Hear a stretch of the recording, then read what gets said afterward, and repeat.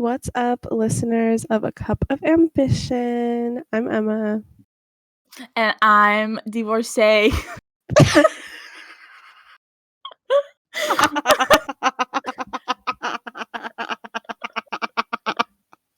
sorry. I'm sorry. I mean, are you Corey? Or is it unrelated? No, my name is just divorcee. My parents are French.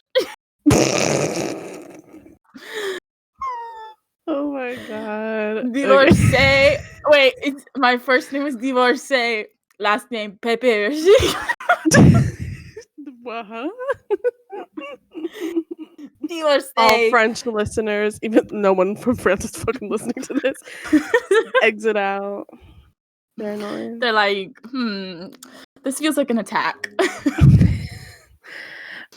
Welcome to A Cup of Ambition, where we talk about the show Ambition. If you don't know what that is, it's a fan-created series by our friends Maggie and Esther that centers around performing arts school, and you can read it and find more information at ambitionsource.tumblr.com. And this is not a spoiler-free podcast, so you should go check it out and read all the episodes and then come back to this podcast. I think this episode I'm just gonna I feel like we've been saying it's spoiler free, but not trying not to spoil. I mean, we can kind of keep it, but I'm gonna talk today. Ooh, okay. But with that being said, sit back, relax, and pour yourself a cup of ambition. And this is a relaxing episode. It's pretty chill. Very chill. It's episode 6 of season 1, Stripped. I mean, I guess it ties in with the fact that the performers they're going acoustic, which is thank God, because they're so annoying. they are overworking my poor babies, the techies, and it's just so funny to me though, because it's like there's going to be a scene in this episode that I was like, wow, they have the techies doing all this work, and then I'm just gonna say that Asher fainted because of that. Dude, I totally forgot about that when I read that. I was like, huh? Yeah. Okay, well, I know he's our bird bones, but damn. Yeah. Okay. Well, let's get into it because it's the first number. It's the beginning of the episode. It's Putting on the Ritz. But it's from Young Frankenstein. Yes. I think this is the second in the first season, right? I think maybe the third here. Because Farkle really likes his ass loves this fucking musical, like literally, like I'll be honest, this was annoying to me. I like it, like the original song is fine, like I like that, but the fucking Frankenstein thing, I was like, Lord, it, as an English major, kind of hurt my soul. Really? Interesting. Because in the book, well, I mean, in the book it's also kind of unrealistic, but like literally that dude speaks like the monster speaks like perfect fucking English, like when they meet again, like really. I never knew that. Yeah, like that's kind of unrealistic. Like at first it doesn't like really make noises, but then in the story, like the monster runs away, or the creature runs away and like lives around this this family, and like he hears them talk and he like learns how to talk, and then by the time Victor, the guy who like made him, they talk again, this man is like talking about fucking romantic philosophy and like all this crazy, like all these different things. So yeah, I'm and also as a music listener, it was just fucking annoying. I was like, it was just like, okay, like I get it. I can't say I know much about Frankenstein. Like the only source of information that I know about is because of Igor, the animated movie, and that is literally, I haven't watched that in years, but it's the only thing that comes to mind. Igor that's not in Frankenstein at all. He's not a character. He's not? No, it's literally just Victor, and he does it himself. The only other like So you mean to tell me that there's not an actual like fish that can talk and shit like that. Well, okay, isn't the Igor thing like it comes from like the old Hollywood stuff of like the movies, which are not accurate to the story anyways, but like it's like his assistant, maybe. right? Well, see, now I don't remember the movie. Now that I'm thinking about it. Not even that. Not even that. So wait, I know Frankenstein is the guy who Yes, made Victor the Frankenstein monster. make the creature. But what's Yeah, the monster's name? it doesn't have one. It's just like creature, wretched thing, monster. Wow, he's just a little creature. Yeah, he doesn't get a name, which is fucked up. It's another sign of like how bad of like a father creator Victor Frankenstein is. I fucking hate that dude so bad. I could make a podcast about how fucking annoying Victor Frankenstein is. I hate him. Wow, some strong opinions here. Screw that guy. I'm coming out the gate. Yeah, I mean, this performance, anyways, I don't think it was that bad. I think I liked Farkle's part, and I ranked this 7 out of 10. But like once you made Maya join the performance, I was like, nah, this is gonna be knocked down a couple. Like this is not this good. I just would have rather it just be Put on the Ritz, because Put on the Ritz is fun. Like that's a fun song. I just don't like the but okay. Yes. Oh wait. So Put It on the Ritz is that like a cover? Yes, like it's an older song. And then I guess why it sounded familiar. Yeah, I'm assuming in the show it's like they teach him, and like that's why it's like the creature original tries song. to figure it out, but yeah, it's like from the 40s or something. It's Fred Astaire. Because when I was listening to the Frankenstein one, I was like, this sounds so familiar, but I've never actually like listened to it. And I was like, maybe when I first watched this episode, but I don't think I was listening to anything when I first started. It got first published in 1929. Interesting. Wait, it says here the artist is Taco. It says that in the 80s, Taco, a Dutch musician, recorded and released a new version of it. Oh wait, that's the guy who wrote it is Irving Berlin. Okay, well, listen. Here's the thing: the fact that this guy's name is Taco just puts him on. Now it's a 9 out of 10. Now it's a 9 out of 10. But yeah, so basically it's like a pretty chill number, but then like all the performers join. Yeah. Oh yeah, that was annoying. I know. Like who invited them? And then the techies are kind of struggling to get their shit together because Lucas is suspended because of last episode. Which is like unfair. Now Isadora is like in his position as the leader. And she's trying, but like she's had a hard week and it's a lot of pressure, so she's kind of like and there's a lot going on. As you said, Asher faints and Dylan catches him.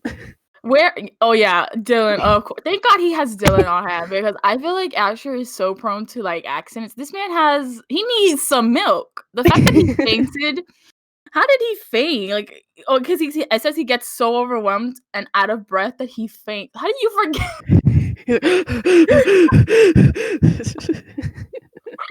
Imagine this. Meanwhile, Farkle is just singing this song. God. I mean, I would pass out too if I had to hear that fucking no, knock me out. I can't do knock me the hell out. I mean, listen, I don't think I would be the worst person out of school like this, because I would just be like, boo! Yeah, you wouldn't fucking get in. I'd be like, well, first of all, I can't even perform or do anything technical, so I'd be like, never in this situation. Maybe you could do costume. You could crochet. You crochet every single costume.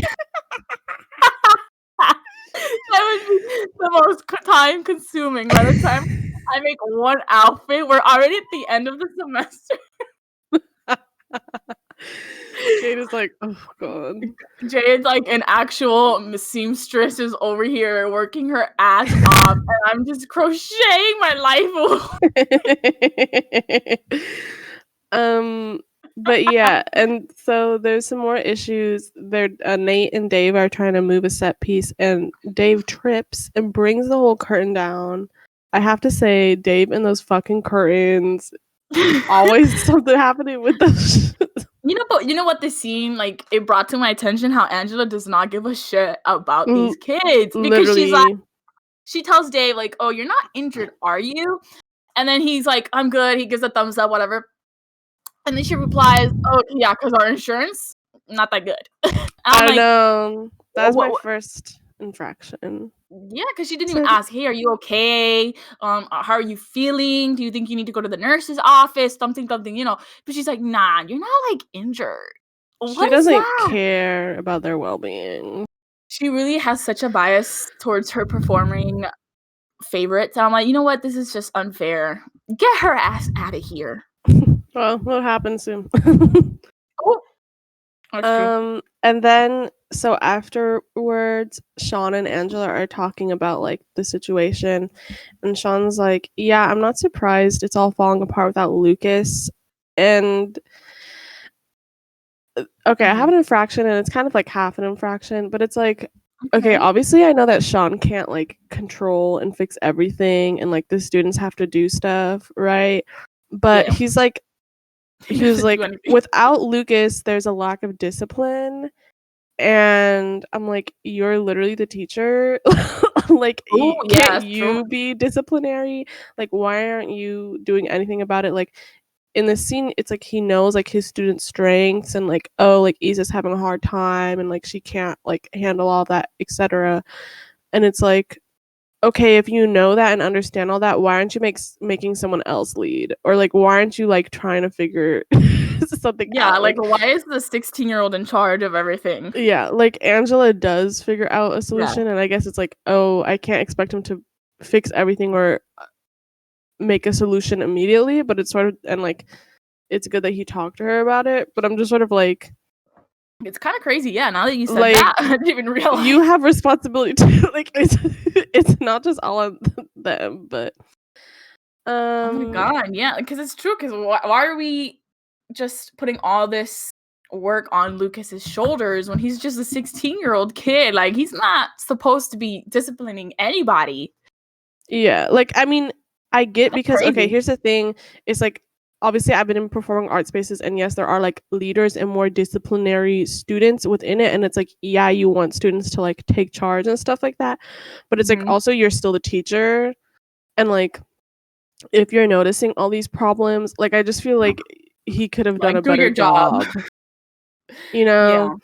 Yeah. And also, again, basically Sean and Angela have like lots of romantic tension in this episode. They be flirting a lot. I'm like, damn, at school, these kids these kids are like gonna be dealing with I hate when there's like at school a pair of teachers that are dating or something. Like, it's just so uncomfortable for the entire class, and they're like flirting and everything. I'm like, no, be chill. Y'all are at school. Yeah, I didn't put down an infraction for that yet, for what happens later, because I feel like, okay, it was tame enough, but like, I will be on their asses later about it. Yeah. Yeah, so Zay is like kind of emo this episode. Maya is with like Charlie and Iandra, Nigel, and Zay at their table, and like nobody wants her there. Literally, like, okay, bye. And they're like talking about what they did over the weekend, like what they're gonna do after school and all this shit, and Zay is just kind of zoned out, and then Maya asks him like, oh, what are you gonna do? And Zay's like, I have to rehearse, so like I'm busy, and everyone's like, yeah, that makes sense, like you're on top of your shit, but you can tell that there's more than that. Like, he kind of like, his smile drops afterward, and he's just like zoned the fuck out. So I feel for him, but it's like a lot of this could have just been fixed if he like reached out to his friends. Like, he's sitting with his friends right now with his, like, Indra and Nigel, and he's just like, no, I'm busy.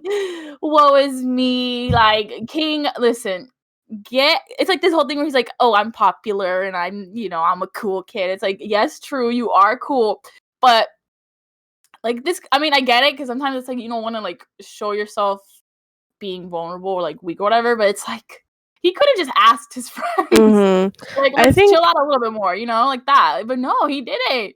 Yeah, I mean, for sure. I think part of it is just like, I think part of it is the idea of like wanting to be asked to go somewhere, which obviously, yes, there's problems with that where it's like, yeah, why don't you just do that yourself? But I think part of it is like the idea of being asked versus like always having to ask is like someone's thinking about you and like someone wants you to go, right? And so he's you're right. feeling like he doesn't super, I mean, one of the themes of this episode is he doesn't feel like he super belongs here or with like a lot of the people around. And so like part of that is you're not being like invited to go do stuff or whatever. And like, yeah, but I can understand what you mean is like it's not like totally out of his hands or whatever. I guess it is tricky, because it's just like when you're in that mindset where you're like kind of like emo and you're thinking about all these things, it can like weigh you down, and then you're like, oh, now I can't get out of this rut, and then he got stuck there, and then like that gets fixed later in the episode. But I mean, yeah. And I think maybe it's like, I don't know, wanting more of a social life than like, oh, just like hanging out with Yinder and Nigel, like his besties or whatever. And they have like somewhat of a closer relationship because of all the stuff that happened in freshman year where he kind of like was with his shitty boyfriend for most of it. So that could also be an aspect, but yeah, like I understand what you're saying. Wait, hold on. The thing about his shitty, was it a boyfriend or boyfriend? Brooklyn.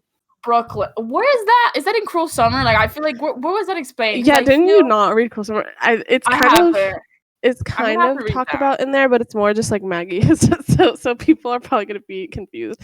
But it's sometimes referenced a little bit within the show as well. But basically, from what my knowledge is Brooklyn was a senior while Zay was a freshman, and Brooklyn was sort of a very yeah, he was like a shit boyfriend. Like he consumed a lot of Zay's time, so he spent less time with Yindra and Nigel, and he was also sort of like taking advantage of Zay and like the power imbalance and age gap there. Maybe not, I mean, not in a good way, not like completely insidious, but like, yeah, not in a good way. And it was kind of like pressured or like, oh, we should do this stuff, it's expected, rather than like a very healthy communicative relationship. And yeah, just like kind of shitty. So to me, yeah, it could also just be like, because Zay wasn't hanging out with them as much, like Yindra and Nigel got closer and have like a bit of a different dynamic or whatever. But I think it's also just like for him, he's frustrated because he's like supposedly one of the most popular kids or whatever, and he's like really nice, but like no one popularity is fake. No one actually really wants to like be hanging out with him, and he just yeah, I mean, now that I completely forgot about his ex-boyfriend. I'm gonna be real with you. I mean, it's not like something that's at the forefront of the show. It's like that makes sense for you, not behind more of the lore behind it that Maggie has given pieces to you and to the rest of the group, but I don't remember. Yeah, I mean that makes sense. But I was just bringing that up as like no, that's a good other that's stuff. A good thought. But yeah, you're right. We get a little Riley and Isadora moment out at the courtyard with like Isadora I can't think. I'm so like half asleep somehow. So Riley is trying to figure out like, oh, Isadora, like, are you good? Like, what about Lucas? Or is like, how's everything going? And Issa's like, stop like worrying about me. And she says like, everything's okay, but Lucas is hard to get a hold of when he's not like there in front of you. Yeah, I put that in my notes. I was like, he's a cat boy. The way that he's like, if you leave him, like if you let him go outside, he'll like explore. And like when you're trying to call him back, you're shaking the trees like, come on. He's like, no. His little treats. Oh my god, stop. The chocolate. You're like, please come get the chocolate. He's like, come get y'all. He gets close, but then he runs away. And he gets close, but then he runs away. Oh my god, you know what? I feel like with how often I mentioned that there's like a cat boy, I feel like Ambition should have a cat's performance. Like 100%. I think if they did that, it would make my life. I think my depression would be cured. I would have no problems in life. I need it. What did you watch Cats, the 2019 one? I've not the entire thing. I've seen bits and pieces of it. Like, I don't think I could actually physically be okay in the mortal world if I were to watch the entire thing. I watched it like very completely stoned, like oh my god, super stoned, and it was like over Discord, so it was like laggy too, and it was like what the hell is going on? But it was honestly like fun. Like it was so bad. And then it's like it goes on really long and then it's like you blink and it's like, oh wait, what the fuck? Like it's over. I would love it though. Okay, here's my thing. These were my people that I thought deserved Jellicle Cat. Ooh. Was Rum Tum Tugger, I think is the name, Jason Derulo. Because he was fucking funny. He was way too horny and it was funny. And the gay cat, the magician one, the Mephistopheles, and Skimbleshanks, the railroad cat. Oh my god! So that's the one that I would want actually in the show. I think would be fun. Yeah, I agreed. I would want Skimbleshanks. Who would you? I think Farkle. Yes, that's exactly what I was gonna say. Farkle would honestly, that is his role to perform. And even though the tap dancing thing is like, well, I don't know. I feel like he would tap dance. Like that's like he would be good at that. I think it really matches his aesthetic and vibe. And I think the fact that it's not in the show, like there's not a cat performance is like mind blowing to me because I feel like that's a really famous musical. Well, they don't like campy Andrew Lloyd Webber musicals. Like they don't like Phantom of the Opera. Oh yeah, you know what? I mean, to be fair, like maybe I get it, but like I feel like in this show, as great as it is, deserves more cats and Phantom of the Opera songs, please. I think. Wait a second. Let's not say stupid. Like, well, I'm saying masterpieces. Okay, fine. No. Cats is a masterpiece. Tell me, no, literally. This is not a joke. Mm-hmm. I think the movie wasn't executed as nicely. You didn't fucking watch the whole movie. and I will. Hey, relax. I think if I saw the full movie, I would literally ascend this world. You would become the Jellicle Cat. Listen, I'm just saying the cats. It has its moments, and I think just imagine the Ambition characters in that musical. Do you just want it because it's like furry? No, Emma, no. Listen to the say. I'm telling you, cat in Ambition. Which ambition we need? You have like 10 cigarettes. We need the cat. No, for real though.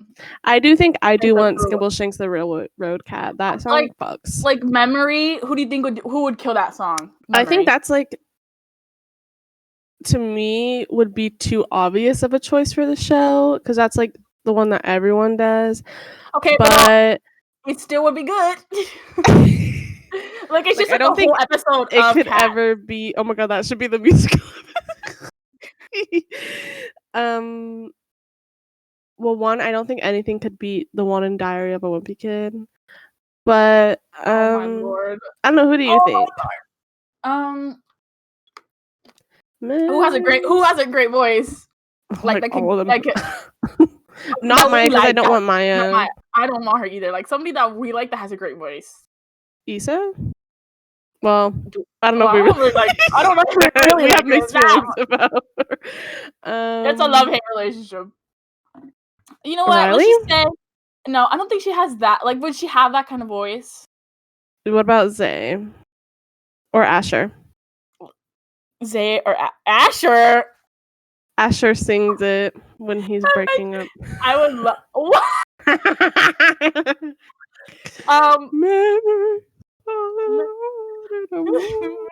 I love this. I'm just saying. I think cats in this show, it's necessary. I think rather than Beauty and the Beast, cats. Who's the dancing cockroach? Obviously, what's her name? Missy. Sarah. And who else do we hate? Chai. Okay. They are those. They are the cockroaches. Okay. I'm sorry to derail this. I don't even know what. Okay, we were talking about Lucas, right? He's difficult. Oh yeah, to Riley contact. And Riley is like upset over. She's kind of like concerned that like you can't get a hold of him. Yeah, she's like, oh, for real? She's sad. She wants to. She has a little ting for him, you know. Mm-hmm. So, Sean and Angela tell the students that this week they're only going to do acoustic songs so that they hone their skills and don't just rely on like props and flashiness to like be good performers, and two, so that the techies get a break. Yeah, and of course Farkle's like, this is an outrage. It's a joke. Like Farkle, like it's not that serious. Sit down, put on your blazer, and maybe take a chill pill. Put on the blazer. Yes, because I feel like right now he's feral. He needs to calm down. So, and as we know, the blazer it doesn't calm him down, but I think when he's in cannibal mode, which is why the blazer, like if he puts on the blazer, he's in a cannibal mode and he's not gonna be worried about performing again. Yeah, I was like, this is stupid. Like, this is a good solution. And Zay is the only smart person here.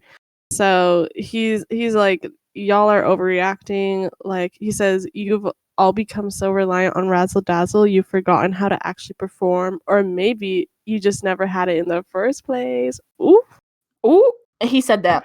Did he lie? Did he miss? No. He checked off everything. Mm-hmm. That is king shit behavior.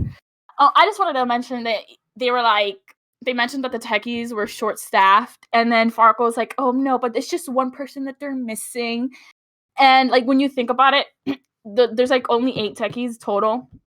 And Jay doesn't really do a lot of like the technical like stagehand shit. Yeah. She's just she makes the costumes, which is like another can of worms because there's only one person doing costumes for the entire student file of freaking performers, and there's like 12 performers in total. Somebody needs to help my girl out. And then when Issa later on in the season, like this is a spoiler, but later on in the season, Issa kind of transforms into a performer, which is like that's another person now that's not working as a stagehand. Where is the respect? There's none. I know. It's like if you're gonna be adding anyone, add techies. Like Missy should have been. Spoiler, sorry, but Missy should have like. Well, okay, I don't want her, but I'm just saying like let's not have her anywhere near the techie crew. That's true, but I'm just saying like, okay, stop letting in so many performers. Or like not have it just be like, oh, there's performers and there's techies. Like have performers, but they're also techies. Yeah, like Issa kind of is that, but she doesn't do a good job. It's not really like I mean, sometimes, but she kind of like focuses on one more than the other, at least in like definitely in season 2. Yeah, she definitely kind of leans towards the performing part.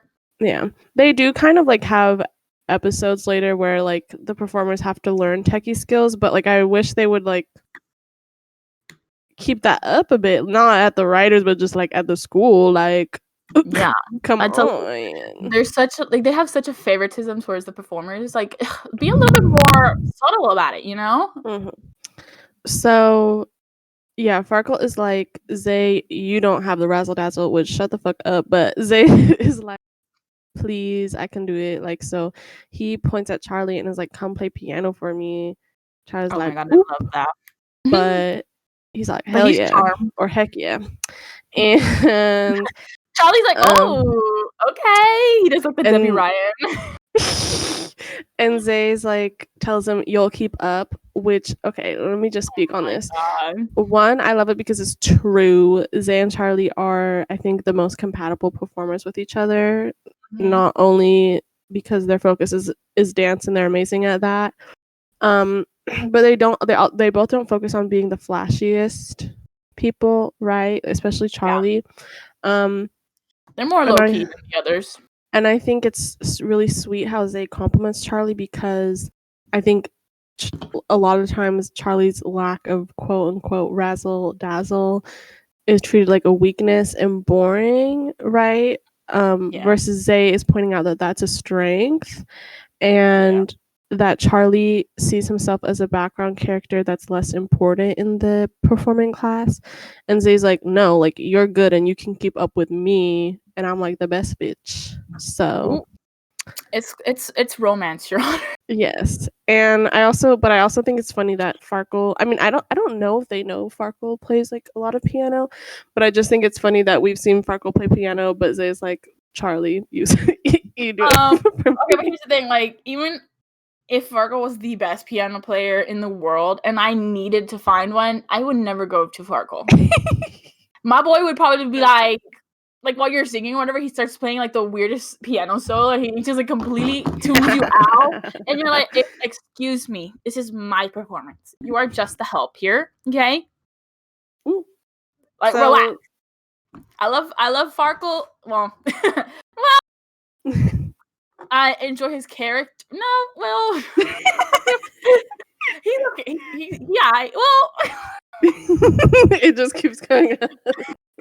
He's Farkle, so yeah, exactly. I mean, what can you expect from a guy who's named after a card, a game? Is he even named after? I don't know. I feel like they just like fucking jumbled letters together, and we're like, okay, Farkle.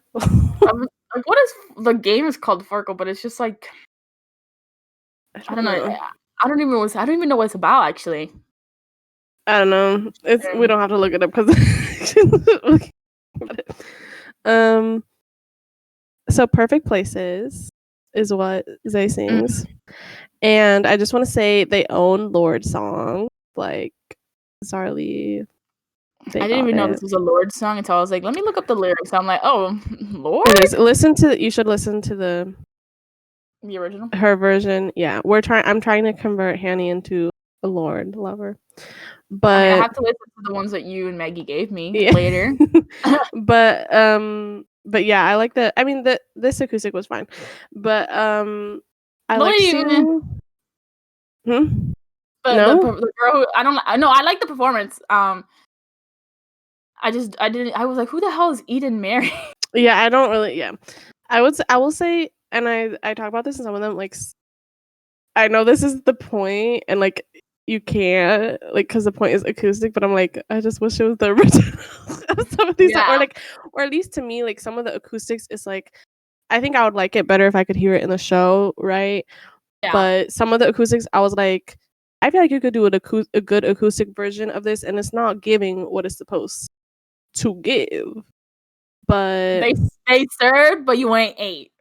Yeah. It's an empty place. It's like that video where that guy like ate fucking everything on the plate and he's like tries to return it and say it wasn't good and she's like, "Sir, you have to pay, like you ate every single thing." And he's like, "I no I didn't." And she points the plate to the camera and she's like, "Well, let me ask the audience, did this man eat everything?" Literally iconic behavior. I love the way she was like, she lowered it to show at the camera. I was like, wow, her mind. And I mean, it was good. I think it was great because it was like Zarly. We get to see them work together.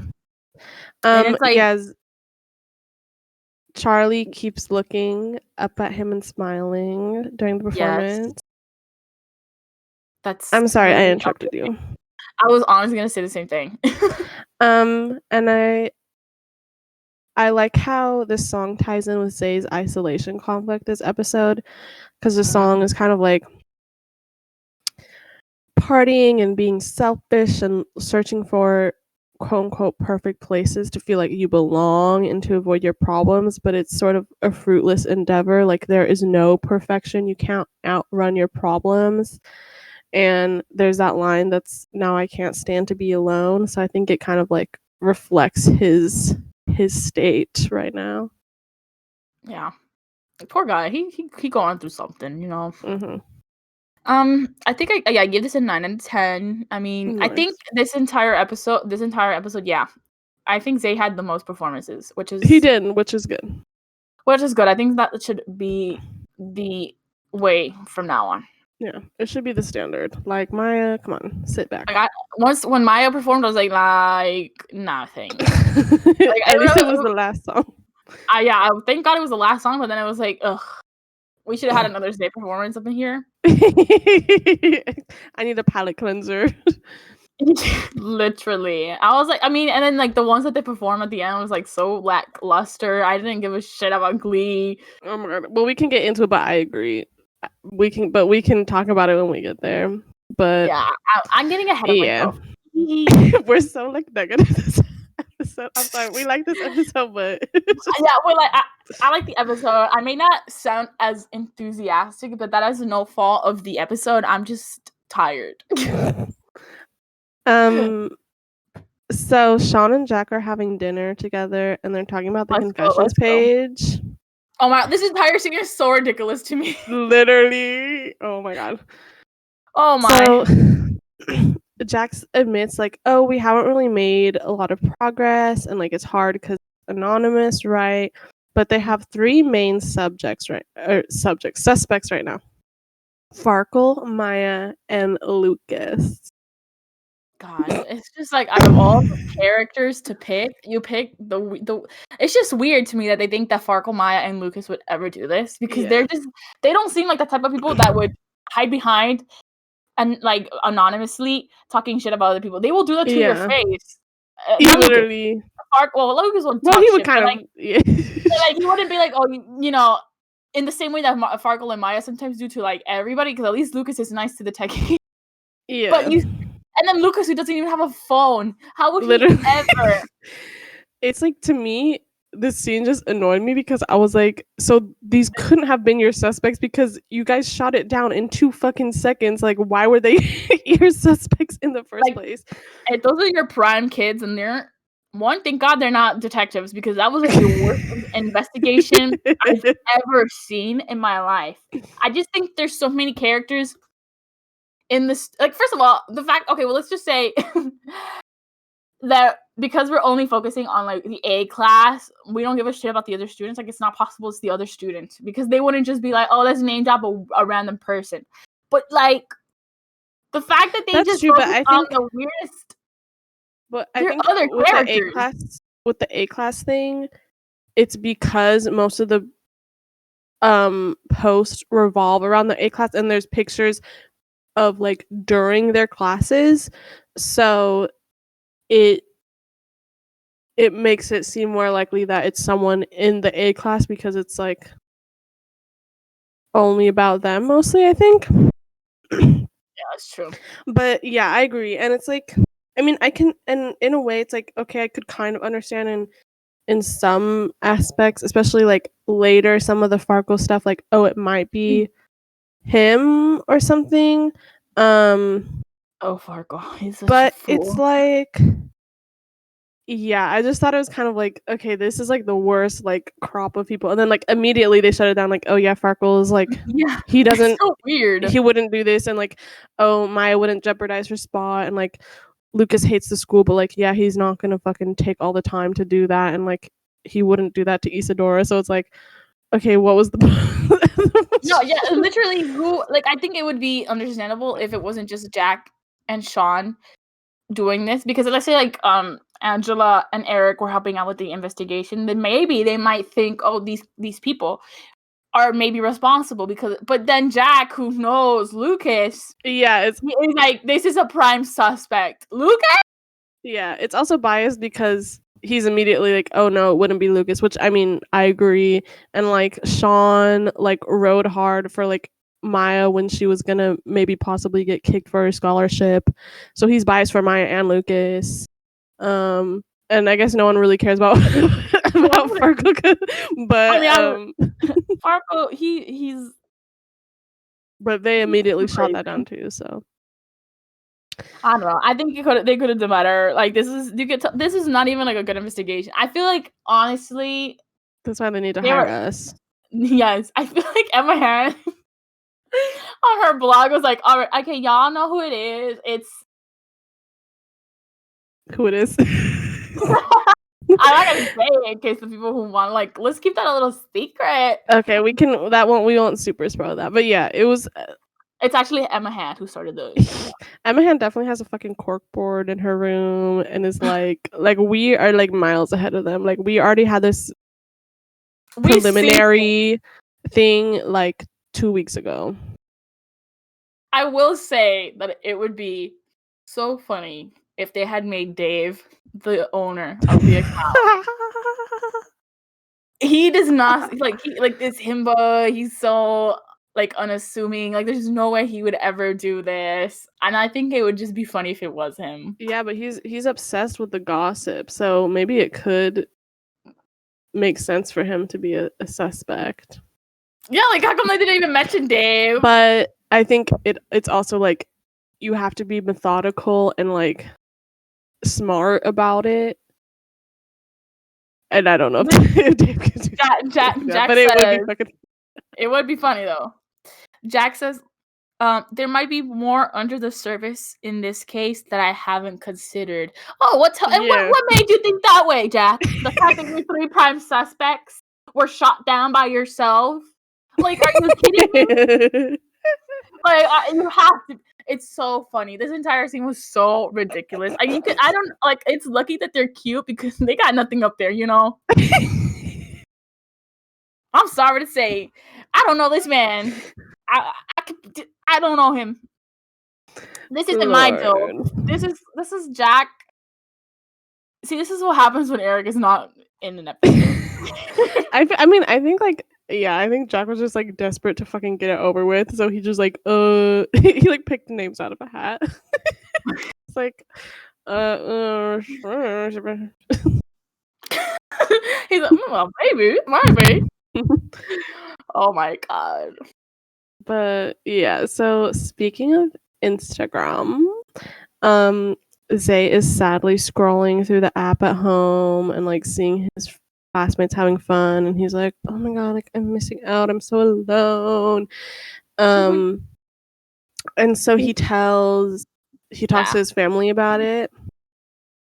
And there's this whole part where like I guess Zay, I don't really know exactly how it started, to be honest, but I guess they were talking about like feeling isolated also, maybe because like there aren't a lot of like LGBT classmates to hang out with, or like, I mean, a lot of those bitches are gay, but like he says unfortunately he's picky, you know. The ones that have are either taken or idiots or both, which like oof to Dasher. But yeah, that's true. Jada says, what about the kid with the weird name, the obnoxious Jewish one who wears blazers even on a casual Friday? Which one? Go Jada for judging. And then Zay says, Farkle, you want me to befriend Farkle? And Jada says, I'm just saying anyone dedicated to a suit jacket and the career of Rachel Berry can't be straight. Which is very true, but it's, again, Farkle. Want to date somebody like Farkle, who's obsessed with Glee. I'm sorry. Yeah. I would never. I could not. I could not. Oh my God, can you imagine? Can you imagine, like, you're, like, hanging out, and, like, maybe, you know, you're listening to romantic songs, like, you're cooking in the kitchen together, and you're listening to some nice songs, or, like, you're in the car together, whatever, and then it's, like, they put on a Glee cover as, like, a romantic song. Oh my God. I would be like, take me home. I would jump out the moving car. I'd be like, Mom, pick me up. I'm scared. No. Like, Farkle would be, I don't know. I would not want to date Farkle. He would just, I would not want to date a performer. You literally want to date. Wow, I guess we're here. No, but for real, like, I think a singer would be okay, but like a performer like Farkle or like Maya, I'd be like, no. Well, they're like like weirdos. I am into creative people, but yeah, I guess it depends on like what their interest is and how insane they are about it. I think season 3, well, okay, now I'm gonna get like fucking annoying shit for it, but like season 3 Farkle is more palatable and I would want to hang out with him more than season 1 Farkle, and like, come get her ass, she's a fake Farkle auntie. Oh no, I thought you were gonna, I meant more like people are gonna be like, oh, so you want to date Farkle, but oh my gosh, she wants to date Farkle, y'all. Get her ass. Comment down below if you. No, but I agree. I think season 3 is a lot more chill, more he's like more my brand of pretentious. So yeah, he's not it's as like annoying, I don't more... want you to be pretentious about Glee. Be pretentious about something else. Like, yeah, now that he's more like, I feel bad for him because in the latest episode, oh, I will say to the people, like, this is a spoiler, but I'm not gonna say about who, but he gets kind of like rejected by a romantic potential love interest. Potential love interest. And I felt so bad for him because that was embarrassing. Like, thank God he didn't make it public or anything. Like he was rejected, but because the person that he was into, like, comes out that they're in a relationship. So thankfully, like, there was no awkward, like, hey, I like you, and then like, oh, I'm sorry. Yeah. But see, God. it's like he wrote, like, to me, like a love letter. Oh, okay, like that's cute. But it's like if he sang Glee to me or put Glee on, no. I would reject him. Just like break up immediately. Like, no, King, it's not it for me. You sing a Glee mashup to me, no, it's through. We could be married, and I become divorcee now, and I say no. You can't do that. Divorcee. Oh man. But so Zay basically is not really concerned about romance. He's just like, I feel like fucking alone. Like, it's not about wanting a romantic connection necessarily. And Donna, his mom, is like, why don't you like text some of your friends outside of AAA? And Zay's like, no. Who the hell? What do you mean we have friends outside of school? I mean, it does make sense because it's like when you go to school with people, like, you become friends, but it's like how much of it is something you will genuinely keep up with, and how much of it is just convenience. Yeah, that's true. Like, because he like contacts his like middle school friends to hang out, but then it's like he's like, oh man, I don't really like vibe as much because like they have their own dynamic, and I'm just like this like third wheel almost. And like I feel that, like, that's so uncomfortable. Like, I've been in that situation, and you're like, damn, why am I even here, dude? Like, get me the hell out of here. Yeah. I don't know. I feel bad, but he is a teenager. Him. He's 15. He'll get over it. Yeah. And while Zay is having a healthy, communicative family moment, the Matthews are having their dinner, and Corey and Topanga aren't even looking at each other. Can I just say, Augie is a class traitor. Like over here, he doesn't even care that his parents are on like the brink of divorce. He doesn't care about his. He doesn't even notice, which is he's brainwashed, and that's his fault. Maybe if he grew up like a mind, he would realize. Because like a who? No, like if he opened up his mind, he would realize. Oh, okay. Anything, but he's I not thought you said realizing. like a mime. What? The French thing is going too far. Lord, but yeah. You can't see, but I just did some mime. Oh, nice. Okay, I'll imagine it. Oh, yeah. You're in a box. Oh, and guess who just came in? Oh, Peyton. Oh. And you almost speak, but you can't break your mime oath. And so you stare at each other in the box, and there's charged tension, and then he meows at you. You know what? And he starts sleeping in the box like cats do. I gotta go home. My mom's calling me. I think. Was it too much of your romantic fantasy? Ring ring, hello. Oh, bonsoir. You had to reset. Et what? What? Buongiorno, principesca. Okay, now you're Italian. You literally broke me. I can't. Why would he be meowing? Because you want a cat boy. No, I don't. I don't. He's a performer. I don't want. You know what? Let's move on. So basically, Riley is like, "Oh yeah, I'm not going to be around a lot this week," and Corey's like, "Who are you hanging out with?" And Topanga's like, "Just have fun." And she kind of shuts Corey down. Yikes. So Topanga's such a little annoying mom. She's like, "Yeah, I'm the cool mom. Like, you can do whatever the hell you want because I'm beautiful and cool. Like, this is not Mean Girls. Pack it up." So, non bien. I don't know how to fucking speak. It's been a while since I did Duolingo. But yeah. So next we have Riptide. Charlie is singing with Yogi, and Dave is doing the ukulele. Literally, Dave is so versatile. My man knows how to play so much, and he knows how to run a confessions page. Like, what more would you want in a man? He's tall, handsome, a himbo, knows how to play different things. Ruins curtains. He's also a cat. Oh man, everybody's just a cat boy. I'm telling you, Cats would be such a good musical for this series. It's true. Isadora's a cat girl. That's true. Maya is a menace to society. She's a feral cat, like she's that one that hisses. She's a cat cockroach. She's a cat roach. Right. I mean, okay. The thing with this song, Riptide, is it's catchy, but it's annoying. And it was overplayed during like the time it came out, which is I don't remember when. Yeah, Google it.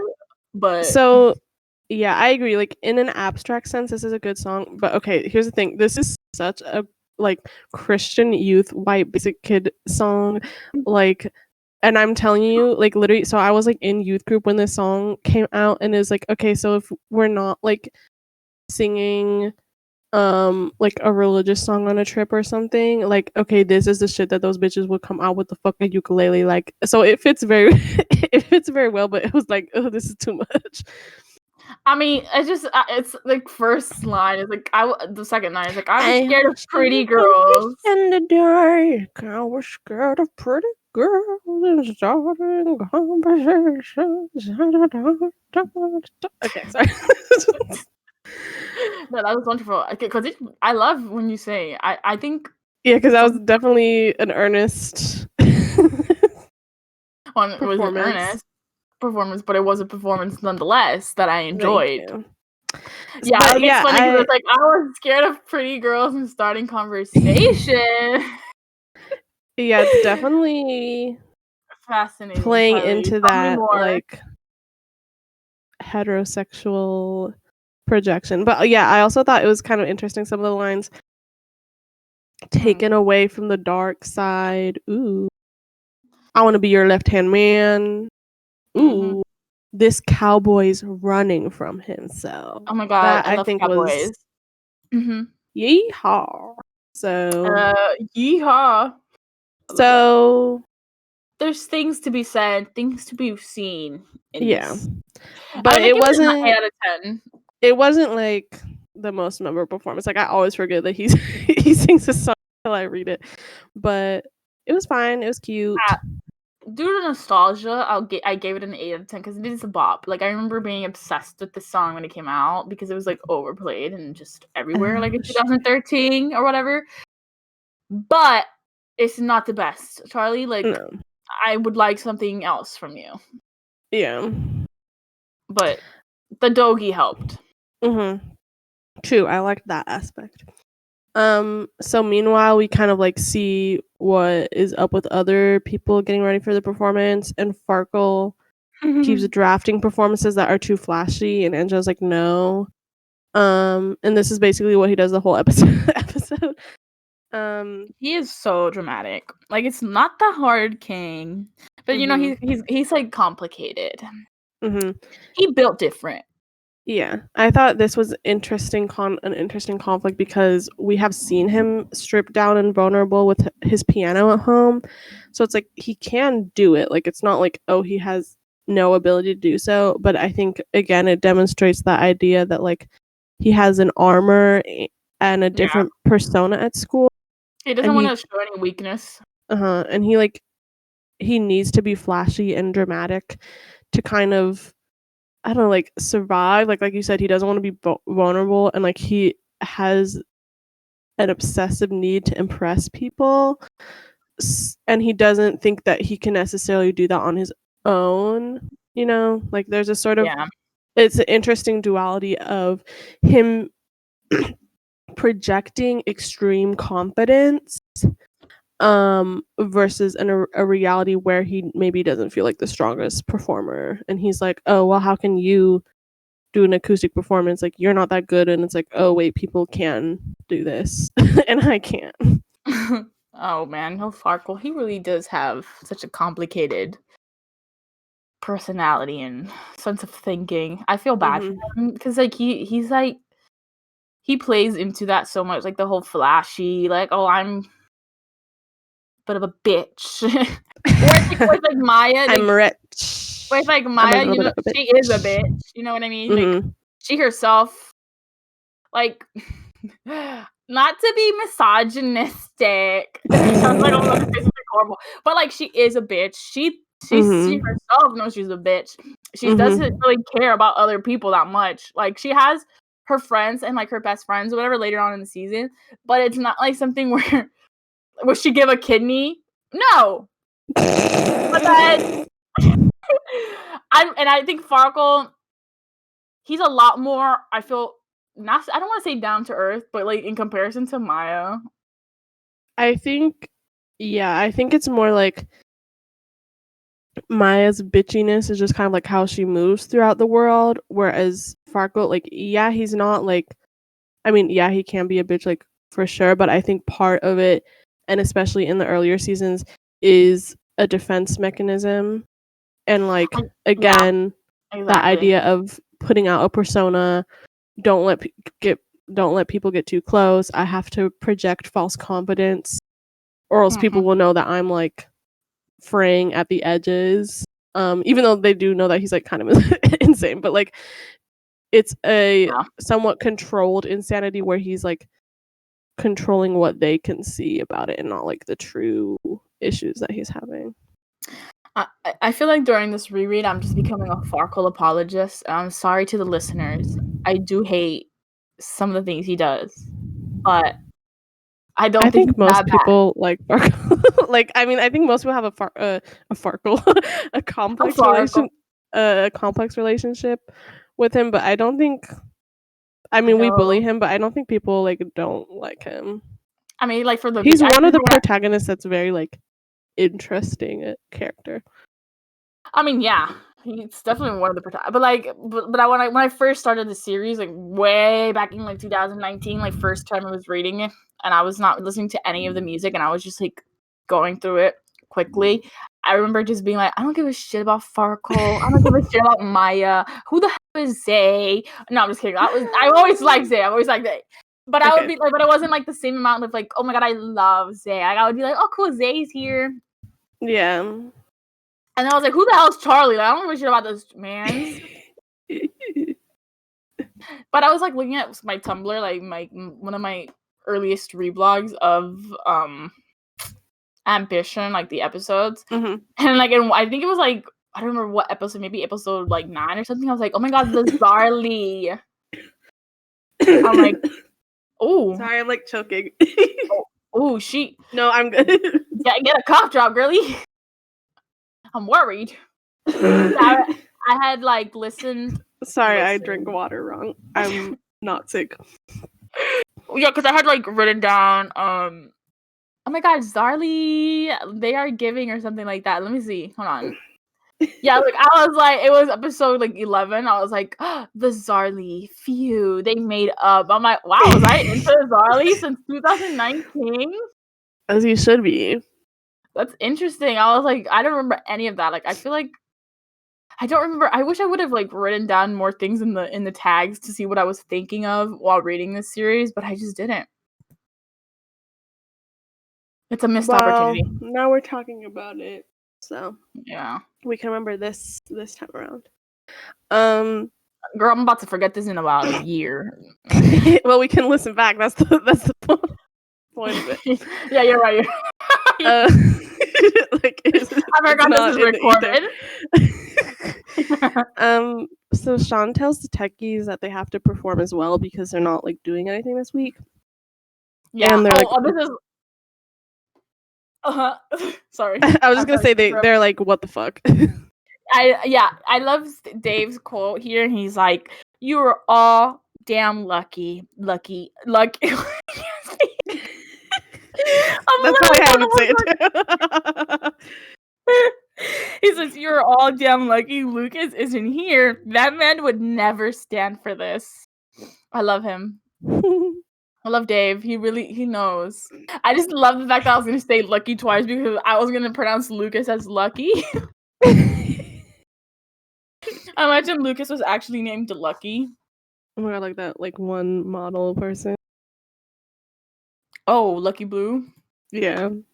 That's he's crazy. Like a bad person, isn't he? I think so, but I'm not sure. Oh anyways. He got married and shit. Interesting. It's crazy. Like you were there. That wedding was fucking crazy. I was invited. It was a coronavirus wedding, so I was like low key. I couldn't tell anybody about it. But... you were a mime. Who's texting me? Yes. Okay, so basically, so Issa tells Riley that she has to perform, and Riley gets excited about it, and she's like, "Yeah, I'll help you." And he says like cool things, but like you can tell she's kind of hesitant about performing. And so then they go to Issa's foster home project, and it's like a nice home. It's like a mansion or a mini mansion or something. But it's kind of. I'm sorry. No, go ahead. I keep interrupting. I'm really sorry about that. It's just funny to me because Riley. It says that she's like shocked because she wasn't expecting such a nice place in Brooklyn to be the home of Isadora de la Cruz. What does that mean? Riley, explain yourself. I think you wouldn't explain yourself. I mean, Brooklyn is not. I mean, I guess it depends. Like, here's the thing. But it's not where she lives, Greenwich Village. It's also. I guess you wouldn't necessarily expect like a foster home to be a mansion. I guess it kind of depends. I can get your point of like, oh, it maybe is sort of a prejudgment, but yeah. My judgment would have been like, oh, she must be hella rich because her mom is Valerie de la Cruz. That would have been my thought. But she doesn't live with her mom. No, but like, does Riley know that? Like, was that ever talked about? I assume that she knew that. I mean, like, we know that they don't hang out really. I don't think. Like, Valerie lives in LA, right? Did Riley? Yeah, she lives in LA. Does like Riley know that she's in a foster home situation? I would assume yes, but she just never like visited, right? Until now. Well, I mean, it's still such a very odd thing. I was like, okay, Riley. But so she meets Karen, which is the mom, the foster mom, and she says, "It's so nice to meet you. Isadora doesn't bring many of her friends around. The one we've met, he's interesting." And Riley says, "I'm familiar with his work." Yes. I love that quote so much. So funny. It's like I literally only wrote like 2 quotes, and it's the day one and then this one.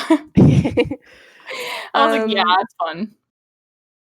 But Riley is little Miss Nosy. She's like, "What's up with the foster situation?" Isa's like, I'm not talking about that with you." And then she's like, "So did Lucas respond about us stopping by to visit him while he's suspended?" And Isa's like, "Yeah, he said no." And Riley's like, oh, that's sad. She's like, oh, okay, whatever. Like she really wants to know where he lives. Yeah, her like, she's like, let me in. I'm shocked she hasn't asked Eric for his like contact information. Yeah. Hey, uncle, can I get his address? I would, and Eric would probably give it to her because he's like, okay, sure. Who gives a shit about private information my students give me? Oh my god.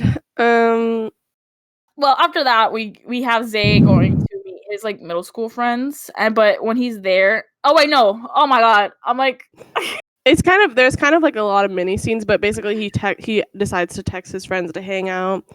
My memory. And then we see Maya ask her mom about the acoustic assignment, and Katie's like, "I love a duet," so she's gonna sing a duet. Like, here's the thing. I think it's shocking to me that Katie had she's such a good mom. Like, she's a good person, and then she had this literal Maya. Satan spawn, Maya, and I'm like, God, like, let's have Katie as taking over as Maya. Katie, actually sends Maya away. She joins the performing arts school. She's like, and now 30 something. It's like Jump Street, but instead of being cops, she's just an undercover like waitress. Tell me. I mean, she's like, why would you have to be undercover? To see what the young folk like. Well, it makes sense to me that a waitress could be undercover. It's a performing arts school. Like, these people, maybe she's an actress, you know? She's like, she's doing a role. It's street smarts. Right. Wait, so then we get. Okay, never mind. Wait. What were you saying? I was just gonna say, when you say it like that, it makes it seem like she's a waitress going undercover in the school. Well, I mean, that's why I was laughing. But are you saying she could be an actress, but she also could just be a waitress undercover, figring out what the students like and then what she can do better as a waitress? Like, why does she have to go to school? Can you imagine they have like lots of in-depth conversations about chubbies? Are like, yeah, that waitress is good. I really don't like the pie. And she's like writing down notes. Oh my god, I'm sorry. I'm just saying it would be good. I think instead of Maya, we should have Katie. Okay. I think, yeah, I don't really get how like Maya turned out like that when I think Katie is like yeah. So well, we get some in the next. Well, we get some. No, bow wow. Angela and Sean. I hate. Usually, I don't really care for romantic relationships between like the older adults and like in these type of shows. But I was invested when I first read this. Same. Now I'm not as much because Angela. Yeah, now that I've like come back to read everything, I'm like, damn, maybe Angela isn't the best character, and Sean either. But I'll still appreciate them because they're both like, you know, they have their moments. Yeah, they're both. Yeah, Anyway. so they're like drinking wine and like talking. Oh, what are we gonna do? Oh, And sorry about girl, can you turn off your damn phone? Sean is like, oh, I'm not really an educator, and I was like, yes, that is true. But Angela's like, no, like you're so great, like you're You're like grown. amazing, King. You are She's like, honestly girl, the best. you Girl, have we know no you place want some, to have but judgment on that. And he is. So oh man, we like have it's literally. dreams. What's Oh up? my, I love that. I love dreams. Sorry, I interrupted. What are you gonna say about Angela? And saying the teaching thing. Oh shit, I don't know. I don't remember. I'm sorry. No, it's not your fault. I have so many thoughts, and then when I continue thinking about other things, I forgot about the last thought. So dreams. So we have dreams. Dream. This is. Oh, Go ahead. I think it'd be funny. I'm sorry. If instead of Dreams by Fleetwood Mac, it was Dream by Sharkboy. And I think it would be great because it would just dream. Close your eyes. Shut your mouth, dream a dream and get us out. Dream, Sean dream, passes dream. out.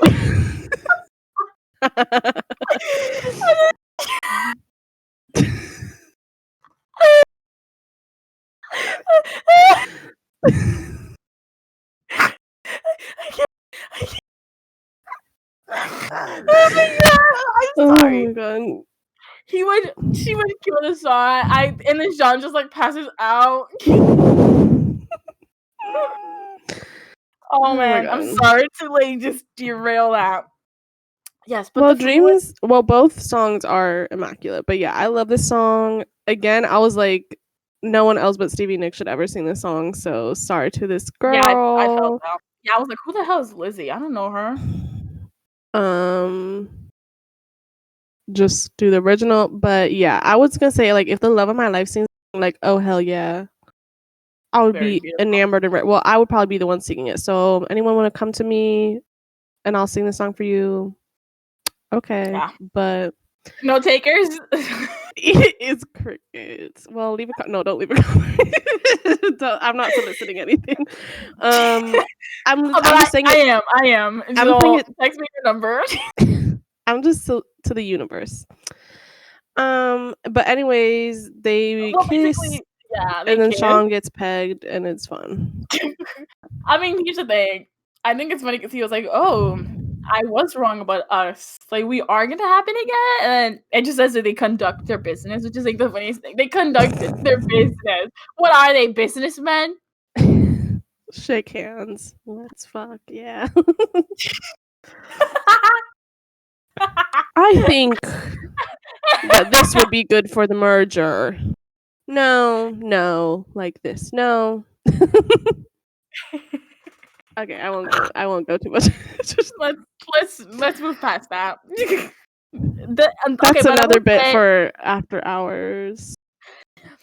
A cup of ambition after hours. I'm sorry. So I'm sorry, I still can't get over the dream.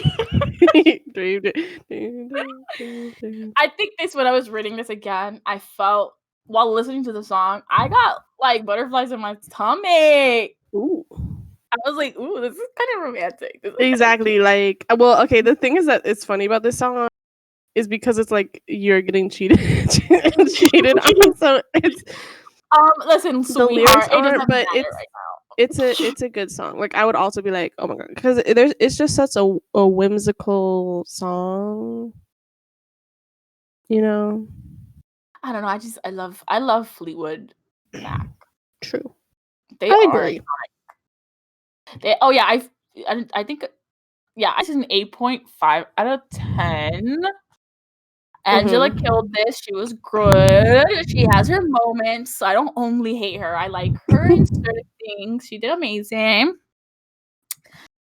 But after the scene, we see that Zay is now finally hanging out with his friends from middle school. I got ahead of myself last time. But like while he's there, he's like, there's an obvious like dynamic between his middle school friends that they have between each other that he's not really a part of because he doesn't keep up with them that much. Mm-hmm. But so he doesn't really feel like he's as dramatic as the other people in Ambition. I mean, and Adams, but he's also not as like He's normal too dramatic. like, he's not as normal as his friends from middle school now. But it's like, what do you mean? Like they're I don't know. I feel like it's so interesting because it's like he's not grounded enough, is what they said. But I'm like, what does that mean? I think maybe it's just like his interests and like what he's a very driven performer, right? And he's like, oh, I have to like do all these things, whereas like them, they're probably like, yeah, can we like go to the movies or like chill or whatever. So for him, he's like, maybe there's not like a dedication or as much mutual interest there that it works. They would hate me. Maybe I feel like is it that necessary to always be like on like the performing grind? Like sometimes it's nice to get away from that. Like if he's gonna be into that like as like a work thing, or he wants to play like Broadway or whatever it's called, like at one point you're gonna want to have a little break from that environment, and you're not gonna have anybody that's like more regular, like low key. Like my mans don't got friends that are accountants. Well, I don't know if I want to be friends. Well, he's gonna need an accountant when he has all that money he makes. When he's famous. You don't need to be besties with your accountant, though. Well, I would be. Shit. Mommy, and what if I like am mean to my accountant and like he steals my shit and he runs away? Is there only a spectrum for being mean or best friends? like hey, friends. Like fuck you. Why would you do that? First of all, what the hell does an accountant do? Like money. They like look at money. Well, I you know what? I guess Zay is valid. He's like, I don't give a shit about this like accountant. Anyways, I'm like going off the rails because I just find it so funny. He's like, I'm not like mundane enough. Yeah. I'm like not like other boys. I'm iconic and I'm cool. I'm like, yes, true, but you're gonna need other friends too. Mm-hmm. But whatever. He has his things. We see Riley and Issa are also hanging out at Riley's, and she's trying to help Issa with her performance, but Issa isn't really comfy enough around her yet, and like she messes up and she's like, I'm gonna fail. Ah. Riley's like, chill. But Corey and Topanga come back home and they're like fighting and it's like really awkward because they're like, what are we supposed to do? Dora's like, ooh, this is interesting. Maybe Riley has some like issues too. She's not perfect. And it's like, yeah, everybody has issues. Everybody makes mistakes. I'm sorry, that is not going on. Everybody has mistakes. Everybody knows. I'm talking about. Oh, and then we get to like the next scene where it's like Zay's performance after he like hangs out with his friends. Like he just doesn't want to go with them to like an extra place, so he just like goes back home or whatever. But he's like singing a song, which is Mr. Brightside, performed by Run River North. It's a sad bisexual anthem. Love it. But I like the way that they put this song while he's singing, and then we get like an insight into what the other kids are doing. Like with Isadora, she's like not having enough concentration. She's like worried about this assignment. Then we have Farkle, who's like having the worst time of his life trying to figure out what to perform. With Riley, she's like, I don't know if I want to talk to my dad about like the shit that's going on. And then Shangela just had sex and they're like happy. Everyone else is sad.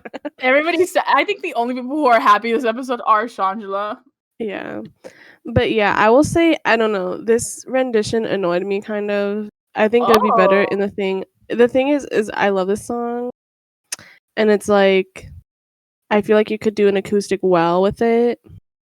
And I liked the violin and like the end part.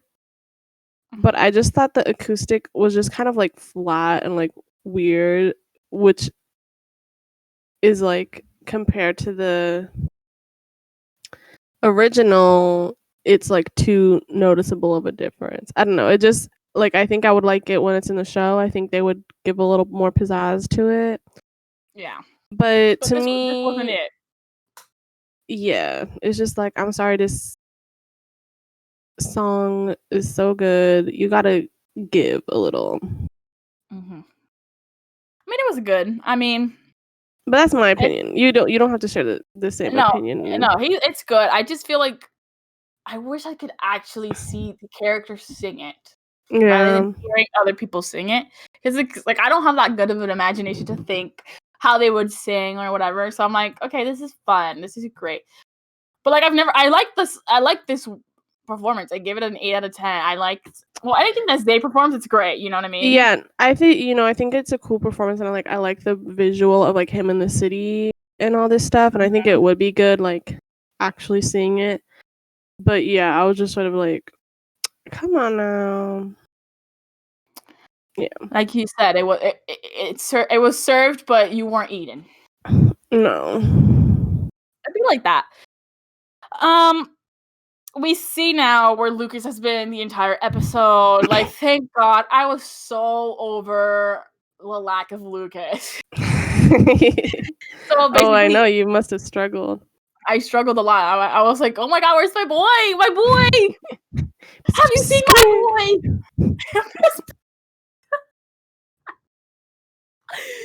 Exactly. Not even the chocolate helped. But Isadora like shows up at his house and he's like, why are you here, you bitch? But then he like lets her in or whatever because they're like best friends. They're like best friends. They are these siblings of the show. Anyways, basically we get to see how absolutely pathetic his room is. He is poor and he lives in a cupboard, basically. He does not have space for anything. Can't even sit 2 people in that freaking room. They put my man's in the closet. They have like his bed is like on bricks and shit. Literally, he needs a Queer Eye makeover of his room. It's so bad. No, they just need to give this man some money and get him out of here. That's true. Get some mental health help and like everything else. But yeah, so they they hang out on the fire escape. Again with the fire escape. I know, like that shit would break under the. But like, Issa. She's singing and breathing, but she can't actually breathe because New York has that musty ass smell. There's like trash below them, and I'm breathing. Ugh. Ooh. I just want to say real quick that I love the fact that Lucas calls his mom Mama. Oh yeah, that's sweet. I love him. Anyways, I'm sorry. I'm sorry to be like this. No, I like it. So Issa does ask about his parents' reaction, and his mama didn't really care as long as he could go back to school. And his evil dad is on a business trip, so he doesn't know, but he might find out. Yeah. So basically, there's like the way that she asks and like the way that he replies or whatever. You're like, oh, something's up with this dad. And so she tells him like, oh, techies have to perform and that she's struggling, and Lucas is like, what the fuck? You shouldn't have to perform if you don't want to. And he says like, but I think you can help me like get over being stuck or whatever. And then so she takes out a guitar from Lucas's room. And he says he doesn't perform. Yeah, he's like, ugh, I'm not playing that. Like, I'm burn it, smack it into the ground. Doesn't matter. I'm not playing it. But then he plays it. And then he played. But like, if he hated it, he would like throw it away. But he clearly still has it like for sentimental value or whatever. But whatever. We love him. So they sing "Breathe In" by well, the original is Ariana Grande, which is like whatever. But the guy who performs it is Adam Christopher. Listen, I'm just glad it didn't actually make me listen to Ariana Grande. I'm sorry. Shut up. Her voice. Listen, I don't will even say no, like, don't talk to me. No, I'm kidding. I'm silent. No, speak. Listen, I think out of all the covers, I think this was my favorite performance, just because I liked Well, first off, we have Isadora and Lucas. Great. But then we also have the actual song. It's great. This is a great cover. Yeah, I think this I was the best of the covers. like because Ariana Grande is like too poppy or whatever, and the song is like too, I don't know, upbeat, I guess. And I like how this was done more like chill and like with like kind of like intimate because it's her and Lucas and they're like just kind of chill. He's playing the guitar. We're having good vibes. Yeah, I thought this was cute. I like how it relates to Issa's issues right now, and also that like Lucas is a rock for her, and that like he helped her with the assignment and finally helped her get more comfortable. Riley's like, wow, bitch. And then in the real performance, Dylan plays, which is cute. And everyone's like, wow, like she can actually sing. She's actually a good performer. It's like, wow. Maybe if you guys gave a chance. Yeah, exactly. And Riley's like, yay, good job. Who You're helped able you? to yeah.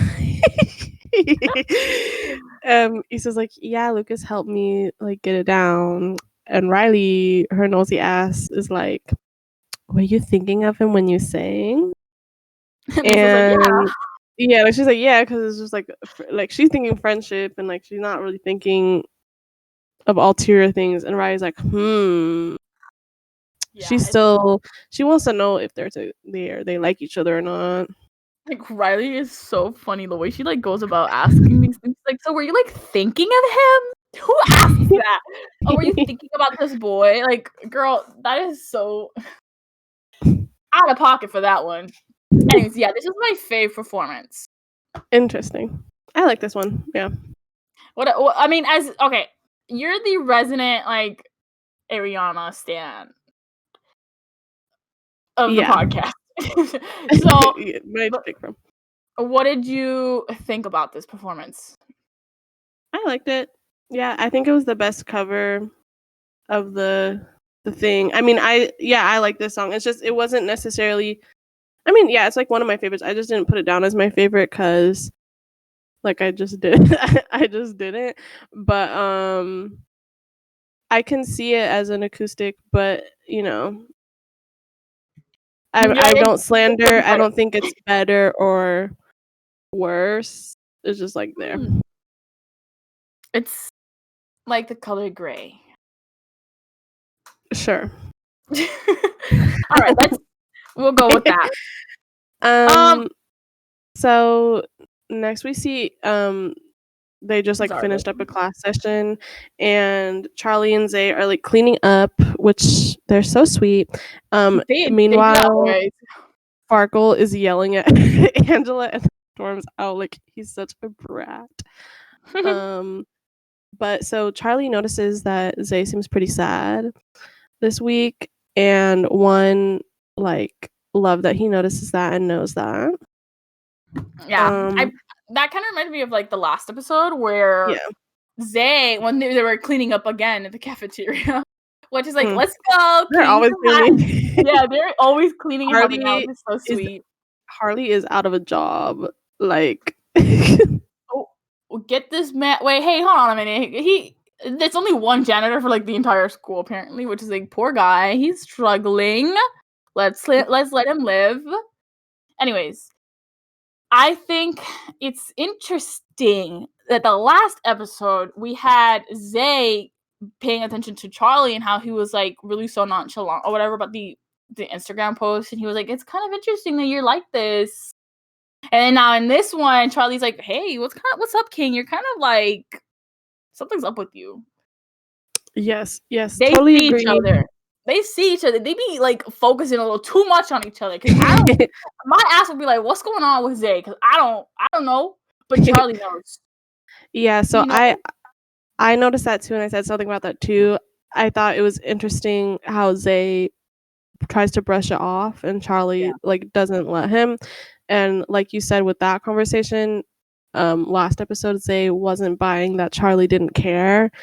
And Charlie kept avoiding it because he was like, I just can't talk about it. Whereas here Zay is like, wait, I actually kind of do want to talk about it. And it's like, wow, someone notices something about me. Like he wants to be noticed versus Charlie's like, don't notice me, but like notice me. They're so extra. But I love that they pay attention to one another and they believe in one. And especially when both of them are kind of like overlooked by their classmate. I mean, it is funny though because the next scene, like, this gets interrupted by Riley, like Oh listening. Like she's so she has her eyes, her peppers. What was it? Her peepers peeled. Her peepers peeled. Her peepers are peeled. Ready? She knows. She be. Like, the funny thing is that the funny thing is that she stayed and listened rather than like, let me get out of here. Which is like, really, Riley? Oh my god. She's so obvious. But yeah, so Zay does explain his situation to Charlie. And Charlie's like, yeah, I get you. Like, I understand that. And Zay's like, yeah, right. Like, come on. And Charlie's like, no, really, that feeling where you know you should be living the life. Everything is in place for you to reap the rewards, but you just feel like you're not really there. Like you're outside of your own experience. And so everything is intangible, disjointed. And Zay's like, yeah, you said it. So let me unpack this. Kid isn't. Oh yeah, okay, go. Go ahead. You can say your thing.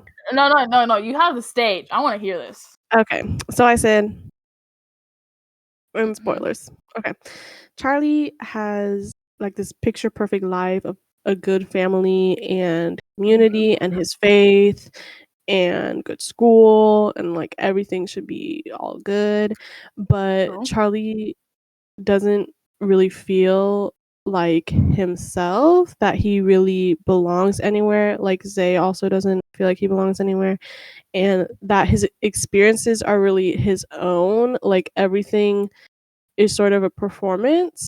Again, like kind of similar to Farkle, the inner versus the outer projection. Yeah.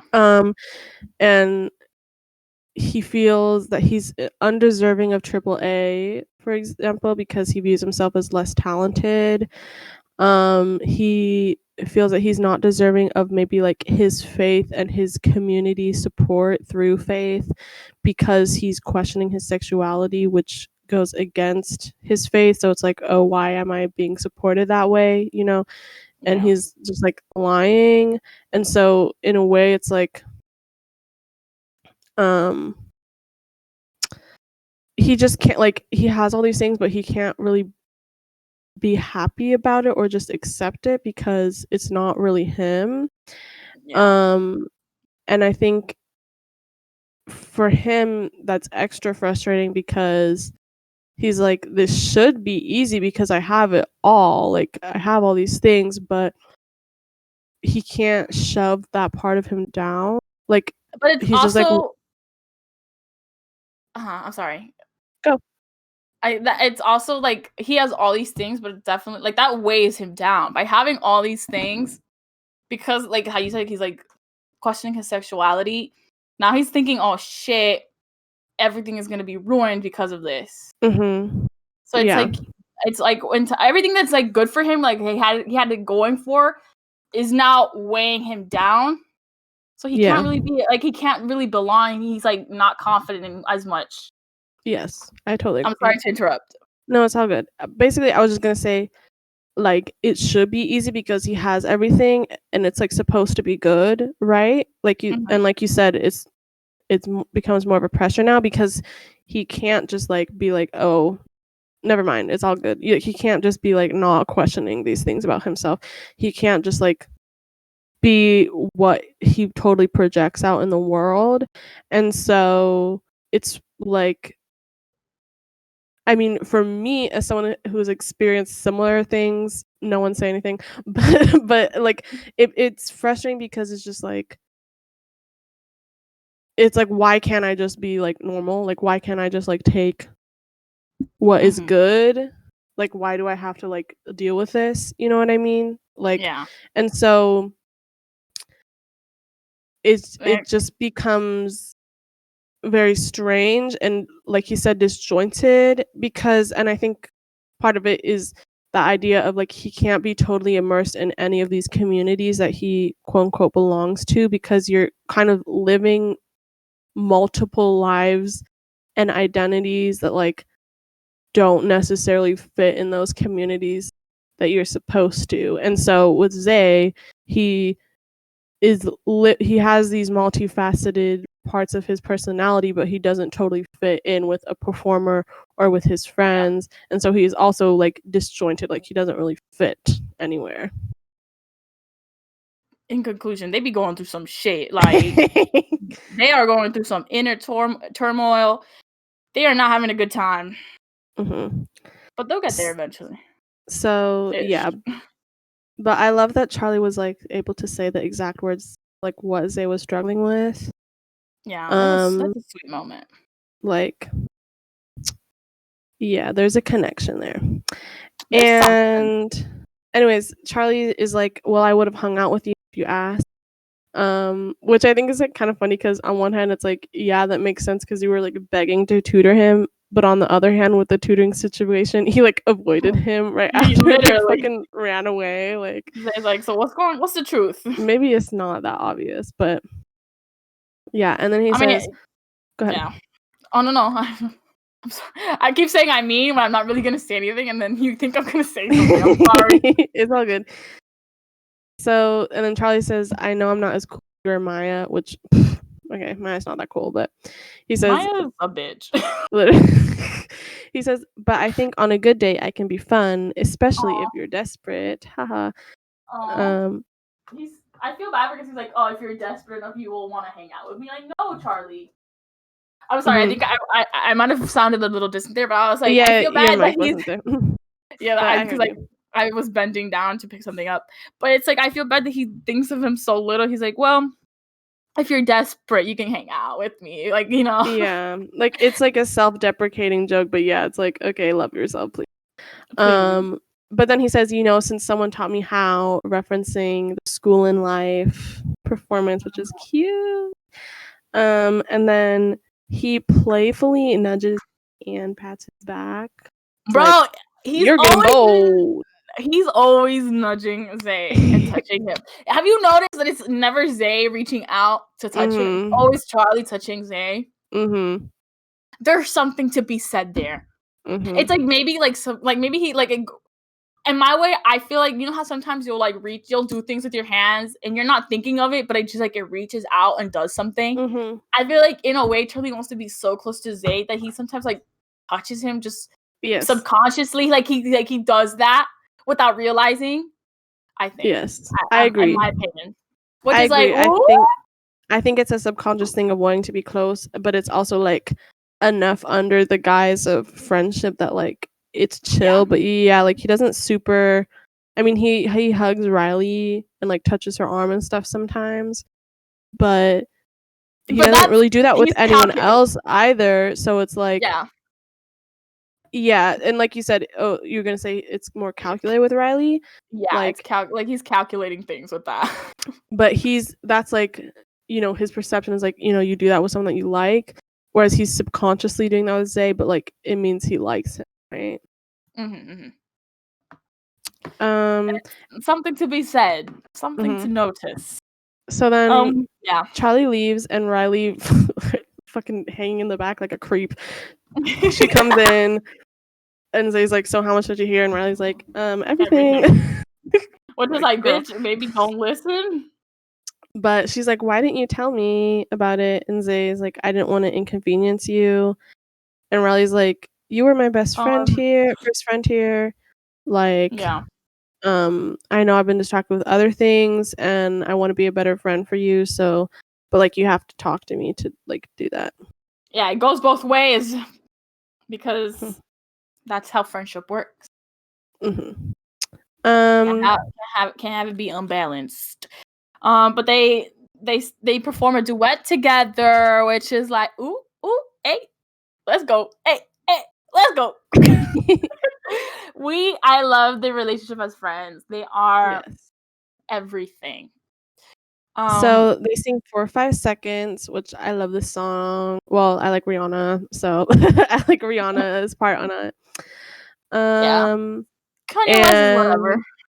They're laughing while performing, very cute. And I took out a couple of the lyrics. Oh. Because all of my kindness is taken for weakness, which I feel is very like Riley and Zay. And then this is like stupid, but if I go to jail tonight, promise you'll pay my bail. I said foreshadowing for season 2. Maybe they should have had they should have had Lucas for profile. That's funny. Oh, man. Oh, well, not to spoil anything. Oh, it's okay. We're good. Yeah, that was a cute moment. I liked their little duet. I think there's this one scene after, like, I'm gonna skip through because we're like about to hit 2 hours, I think. Okay, keep but going. Basically, Fargo, like, he throws like a BF, and Sean's like, does he know that doesn't really like mean anything because he keeps doing it like that, it loses its impact, whatever. But then we have a scene where like Sean, they don't know what they are, like they haven't spoke to, like they don't know if they're dating or whatever, but like Sean leans forward and gives Angela a kiss, which is like super sweet to me. Like I got goosebumps, y'all. I got goosebumps. Yeah, that's very cute. Because I do have a problem with them having PDA, but I didn't do it for this one because it's like just a kiss on the cheek, and like I can get it. Like it's like okay, like not what I come from, which is the beautiful Baguette City. We normally give 2 kisses on that cheek. That does not sound French at all. And that's I think it's perfect. Oh, thank you. Maybe I can go into voice acting. How do you say perfection? It's like the girl from the Barbie series. So Sean and Angela are having their little cute moment. But guess who's not having a cute moment? Riley gets home and Corey is like sadly drinking hot chocolate, which is the only time I've ever related to that dude.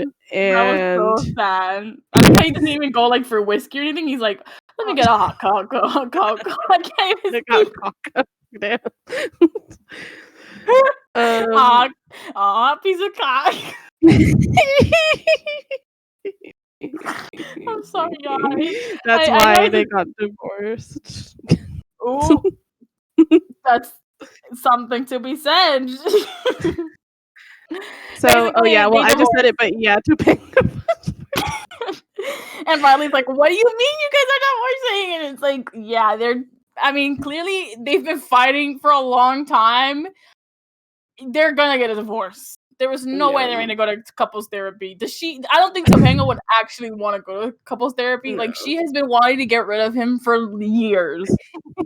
But yeah, like to them, it was surprising because they were like, oh, there's problems, but I didn't think it was that serious. But it's like, yeah, like you guys won't even look at each other. Like, that's pretty bad. Y'all keep fighting.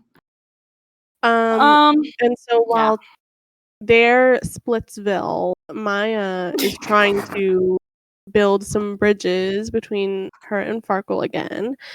And she's like, dude, you're like freaking the fuck out. Like, I have something planned. Just sit there and sing with me. And Farkle once again is like, why are you helping me? And Maya's like, I owe you still. And performing is more fun with a friend. Her ass stole that from her mom. Literally. Plagiarism. Her kindness is fake. And we have Happy Days Are Here Again / Get Happy mashup from Glee. Boring. And then that's where the episode ended, which is like, it was so funny. I honestly, literally, their voices were so annoying on the Glee.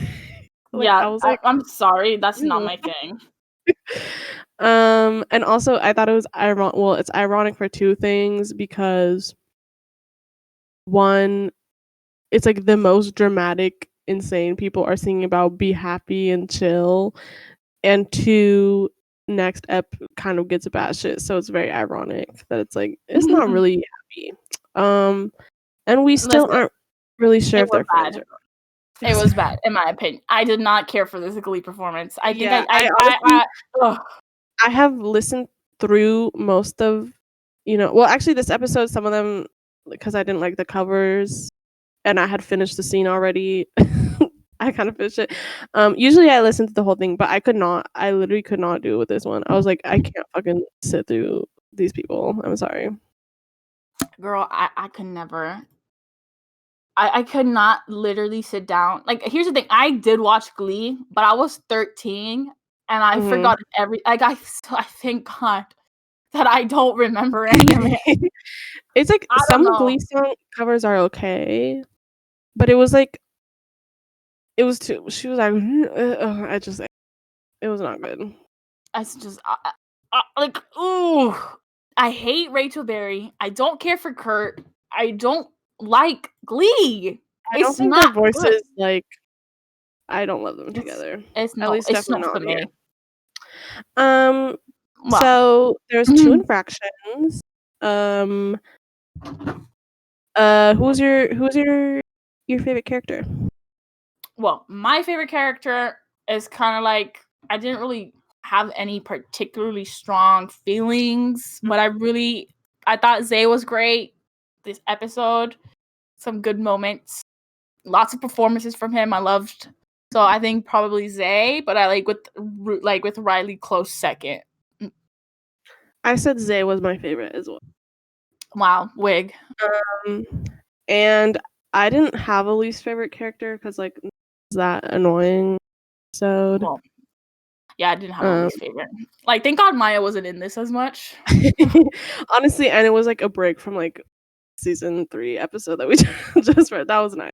Okay, oh my God, that was a nightmare. My love. Your favorite dynamic? I picked Lucas and Isadora. Cute. I said they're great. Yeah, I like their moment. I said it was a tie between Zay and Riley and Zay and Charlie. Ooh, yes. I mean, I'm shocked, really. I know, it's kind of surprising. Like, I would never have expected this from you. I know. It's a little bit of an out-of-the-box controversial take, but, I love that. I live to shake the waves. Mm-hmm. Exactly. My favorite performance, I'm tied.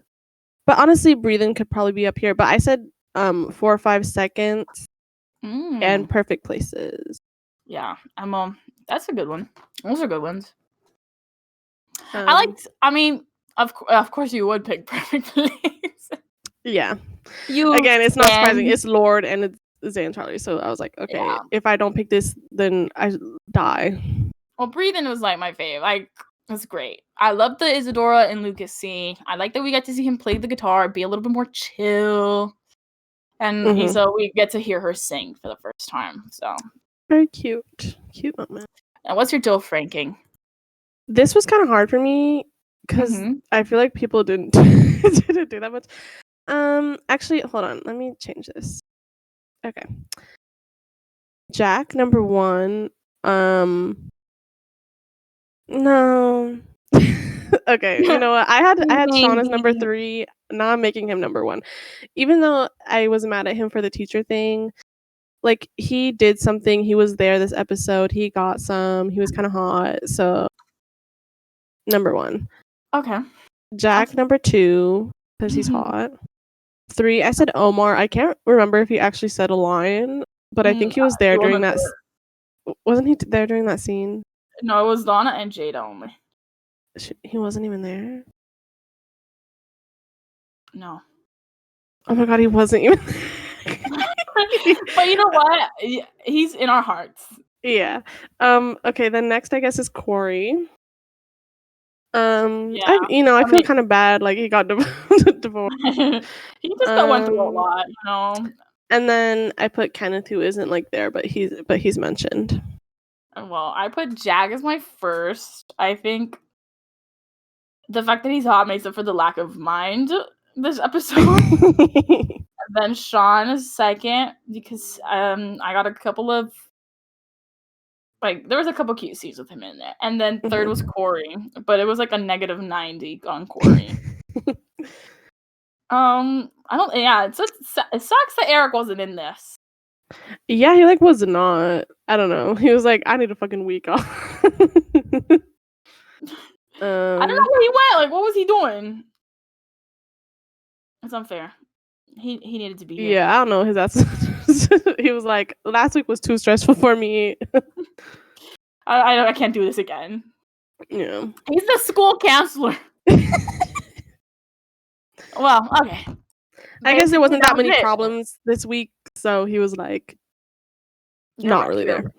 You're right. He was dealing with B class. So how do we feel about the entire episode? It was pretty chill.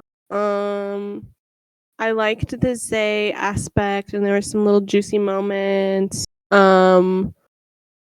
Not necessarily like not in a bad way. There's just not as much like going on. So, but I enjoyed it. It was a nice morning reading it. It was good. I liked it. I mean, it was definitely necessary. It was necessary to read this after the latest release of season 3 because it was traumatizing. Oh yeah. So. This was like going to the spa. Yeah, this was everything was more chill. Nobody was like at like each other's throats or like any traumatizing things. No. The most thing was just like Farkle being like annoying, but he's annoying every day. Yeah. So that's it for the episode. Thank you for listening. And yeah, thank you. Keep your peepers peeled for the next one. See y'all later.